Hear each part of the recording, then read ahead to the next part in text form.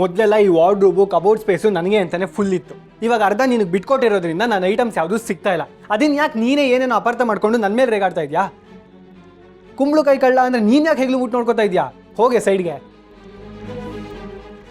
ಹ್ಞೂ ಕಣಪ್ಪ, ನಿನ್ನ ಕಬೋರ್ಡಲ್ಲಿರೋ ಚಿನ್ನದ ಗಟ್ಟಿನ ತಗೊಂಡು ಹೋಗಿ ನಮ್ಮ ಅಪ್ಪನ ಮನೆ ಹಿತ್ತಲಲ್ಲಿ ಹೂತಾಕ್ ಬಂದಿದ್ದೀನಿ. ಜೈ ಲೂಸು, ನನಗೆ ಮೊದಲೇ ತಲೆ ಕೆಟ್ಟಿದೆ, ಇನ್ನೂ ತಲೆ ಕೆಡಿಸ್ಬೇಡ, ಸುಮ್ಮನೆ ಹೋಗು. ಸಿಕ್ತು.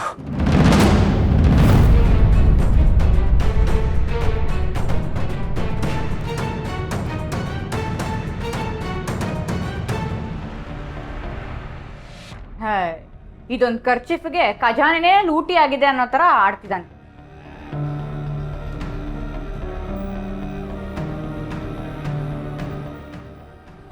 Thank you.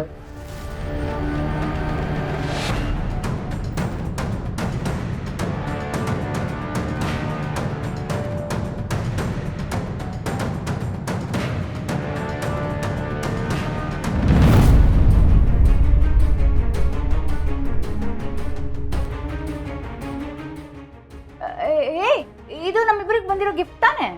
ನಮ್ಮಿಬ್ರಿಗೂ ಅಲ್ಲ, ನನಗೆ ಬಂದಿರೋ. ಏನು ರಿಸೆಪ್ಷನ್ ನಿನಗೊಬ್ನಿಗೆ ಆಯ್ತಾ? ನಾನು ಹೇಳಿದ್ದು ನಮ್ಮ ಕಡೆಯವ್ರು ಕೊಟ್ಟಿರೋ ಗಿಫ್ಟು ಅಂತ. ಅದೇ ಹೆಂಗೆ ಹೇಳ್ತೀಯಾ ನಿಮ್ಮ ಕಡೆಯವರೇ ಕೊಟ್ಟಿದ್ದು ಅಂತ? ನಿಮ್ಮ ಊರಿಂದ ಯಾವ ದೊಡ್ಡ ಮನುಷ್ಯ ಬಂದಿದ್ದ ಈ ಗಿಫ್ಟ್ ಕೊಡೋಕ್ಕೆ? ಆಯ್ತು ಬಿಡಪ್ಪ, ಪ್ರಪಂಚದಲ್ಲಿರೋ ದೊಡ್ಡ ಮನುಷ್ಯರೆಲ್ಲರೂ ನಿಮ್ಮ ಮನೆ ಕಡೆಯವರು. ನಮ್ಮೂರಿನ ದೊಡ್ಡ ಮನುಷ್ಯರು ನಮ್ಮೂರಲ್ಲಿ ಇರು. ಇವಾಗ ಈ ಗಿಫ್ಟ್ ಬಾಕ್ಸಲ್ಲಿ ಏನಿದೆ ಅಂತ ಹೇಳು. ಸದ್ಯಕ್ಕೆ ನನಗೇನು ಗೊತ್ತಿಲ್ಲ.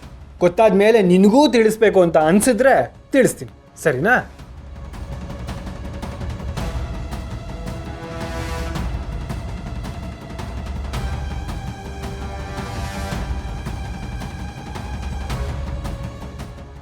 ದೇವಕ್ಕೆ ಅಮ್ಮನ ಮೇಲೆ ಇವನಿಗೊಬ್ಬನಿಗೆ ಕಾಳಜಿ ಇರೋದು, ನನಗೆ ಪ್ರೀತಿ ಕಾಳಜಿ ಏನೂ ಇಲ್ಲ ಅಂತ ಅನ್ಕೊಂಡ್ಬಿಟ್ಟಿದ್ದಾನೆ.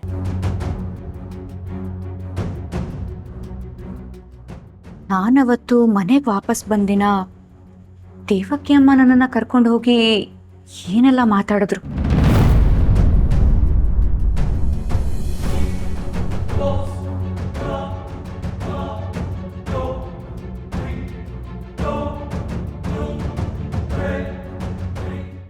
ನಾನು ನಿನ್ನನ್ನು ಇಲ್ಲಿಗೆ ಯಾಕೆ ಕರೆದೆ ಅಂತ ಗೊತ್ತಾ? ಗೊತ್ತಿಲ್ಲ. ಈ ಮನೇಲಿ ನಿನಗೆ ಯಾರು ಕಂಡ್ರೆ ಇಷ್ಟ?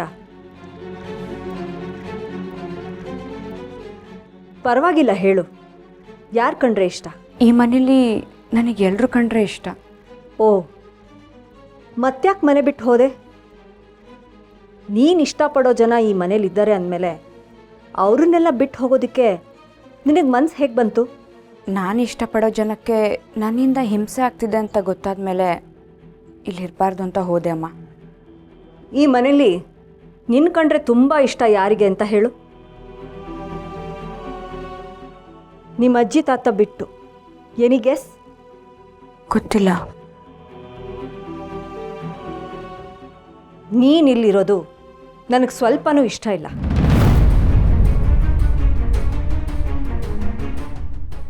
ನನಗೆ ನಿನ್ನ ಮೇಲೆ ದ್ವೇಷ ಏನೂ ಇಲ್ಲ. ಆದರೆ ನೀನು ಈ ಮನೇಲಿರೋದು ನನಗಿಷ್ಟ ಇಲ್ಲ. ಆ ವ್ಯಕ್ತಿಗೆ ನಿನ್ನ ಮೇಲೆ ಕಾಳಜಿ, ಅದಕ್ಕೆ ನಾನು ಸುಮ್ಮನೆ ಇದ್ದೀನಿ. ಹಾಗಂತ ನನಗೆ ಅವ್ರು ಕಂಡ್ರೆ ಭಯ ಭಕ್ತಿ ಇಲ್ಲ, ಪ್ರೀತಿನೂ ಇಲ್ಲ. ಆದರೆ ಆ ವ್ಯಕ್ತಿ ಅಗತ್ಯ ಈ ಮನೆಗಿದೆ. ಅದಕ್ಕೋಸ್ಕರ ನಾನು ನಿನ್ನನ್ನು ಈ ಮನೆ ಒಳಗಡೆ ಬಿಟ್ಕೊಂಡೆ. ಅಮ್ಮ ಒಂದು ನಿಮಿಷ. ನಿಮಗೆ ನನ್ನ ಮೇಲೆ ಕೋಪ, ನಾನಂದರೆ ಇಷ್ಟ ಇಲ್ಲ ಅಂತ ನನಗೆ ಗೊತ್ತು. ಆದರೆ ತಾತನ ಮೇಲೆ, ಸಾರಿ, ನಿಮ್ಮ ಅಪ್ಪನ ಮೇಲೆ ನಿಮಗೆ ಪ್ರೀತಿ ಇಲ್ಲ ಅಂತ ನೀವು ಹೇಳಿದ್ದನ್ನ ನಾನು ಒಪ್ಪಲ್ಲ.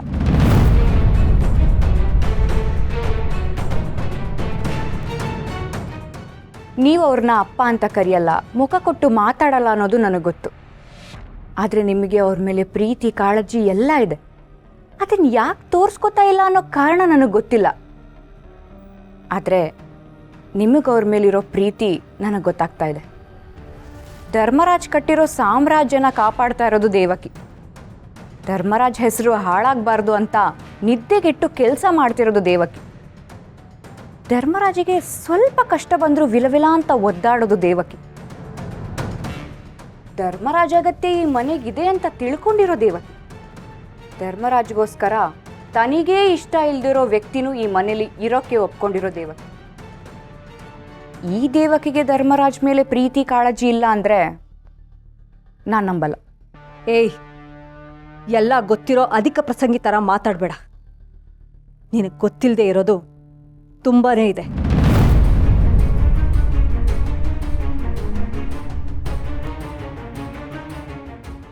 ಇಷ್ಟು ಸ್ಟ್ರಾಂಗ್ ಇರೋ ದೇವಕಿ ಅಮ್ಮ ಇವಾಗ ಹೀಗಾಗಿದ್ದಾರೆ ಅಂದರೆ ನನ್ನ ಕೈ ನಿಜವಾಗ್ಲೂ ನಂಬೋದಕ್ಕಾಗ್ತಿಲ್ಲ.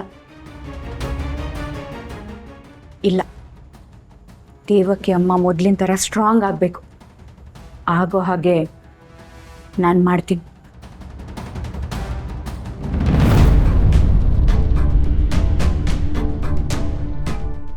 ದೇವಕಿ, ಏನಾಗಿದೆ ನಿನಗೆ? ಯಾಕೆ ನೋವು? ಯಾಕೆ ಬದುಕು?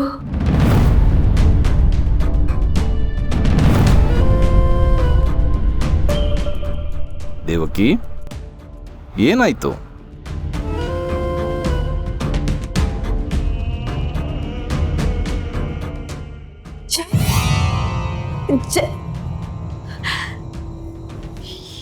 ಇದು ಭ್ರಮೆನಾ? ಅಲ್ಲ ಅಲ್ಲ, ಇದು ಭ್ರಮೆ ಅಲ್ಲ. ನನ್ನ ಜೈ ಬಂದಿದ್ದಾನೆ, ನಮ್ಮ ಮನೆ ಒಳಗೆ ಬಂದಿದ್ದಾನೆ, ನನ್ನ ರೂಮ್ ಒಳಗಿದ್ದಾನೆ. ಜೈ,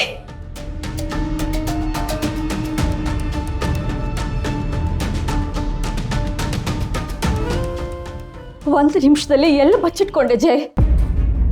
ರೂಮ್ ಒಳಗೆ ಬಂದವನು ಯಾಕೆ ನನ್ನ ಜೊತೆಗೆ ಮಾತಾಡಲಿಲ್ಲ? ನನ್ನ ಹಿಂದೆನೇ ಇದ್ದವನು ನನ್ನ ಕಣ್ಣು ಮುಂದೆ ಯಾಕೆ ಬರ್ತಿಲ್ಲ?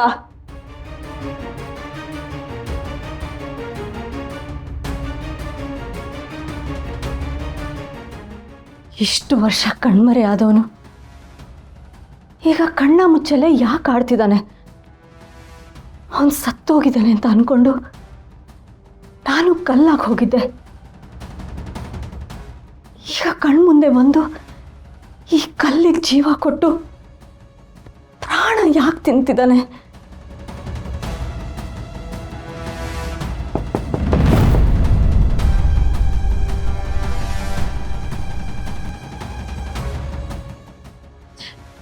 ಜೈ ಬಂದಿದ್ದಾನೆ ಅನ್ಸುತ್ತೆ.